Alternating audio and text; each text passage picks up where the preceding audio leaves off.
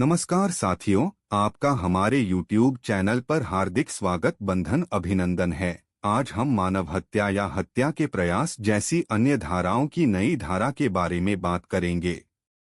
दोस्तों, आईपीसी की धारा 300 में हत्या की परिभाषा दी गई थी।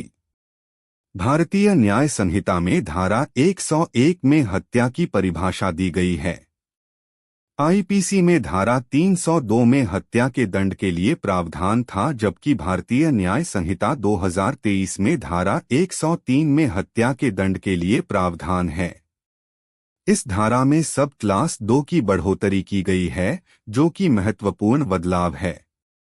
धारा 103 सब क्लास 2 का में जब 5 या 5 से अधिक व्यक्तियों का समूह मिलकर मूल, वंश, जाति या समुदाय, लिंग, जन्मस्थान या किसी अन्य समरूप आधार पर हत्या करते हैं, तो ऐसे समूह का प्रत्येक सदस्य मृत्यु या आजीवन कारावास से दंडनीय होगा और जुर्माने से भी दंडनीय होगा।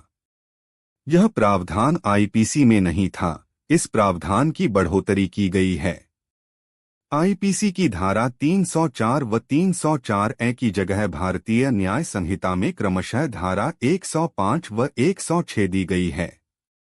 304 की जगह धारा 105 प्रयोग की गई है, जिसमें कोई विशेष बदलाव नहीं हुआ है, जबकि आईपीसी की धारा 304 ए की जगह भारतीय न्याय संहिता की धारा 106 में काफी बदला हुआ है।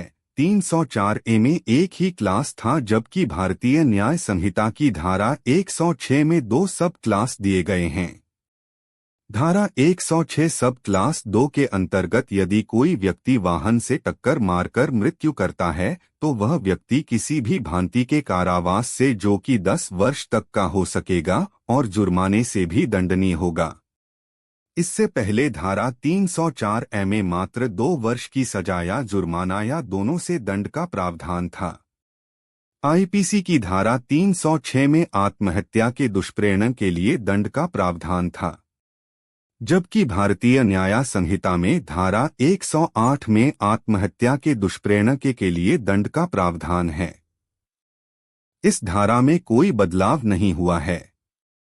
हत्या के प्रयास के लिए दंड का प्रावधान आईपीसी में धारा 307 में दिया गया था। अब भारतीय न्याय संहिता की धारा 109 में हत्या के प्रयास के लिए दंड का प्रावधान दिया गया है। धारा 109 में 2 क्लास बनाए गए हैं। इससे पहले आईपीसी के 307 में केवल एक ही क्लास था। धारा 109 के सब क्लास 2 के अंतर्गत यह है कि हत्या के प्रयास की घटना करने वाला व्यक्ति यदि आजीवन कारावास से यदि दंडित किया जा चुका है और वह व्यक्ति हत्या के प्रयास की घटना करता है, तो वह मृत्यु या आजीवन कारावास से दंडनीय होगा। आजीवन कारावास का अर्थ है व्यक्ति शेष जीवन जेल में ही बिताएगा। सादर धन्यवाद। आपने अपना महत्वपूर्ण समय निकालकर हमारे द्वारा दी की जानकारी को सुना। अगले भाग में हम और धाराओं के बारे में जानेंगे। सादर आभार व धन्यवाद।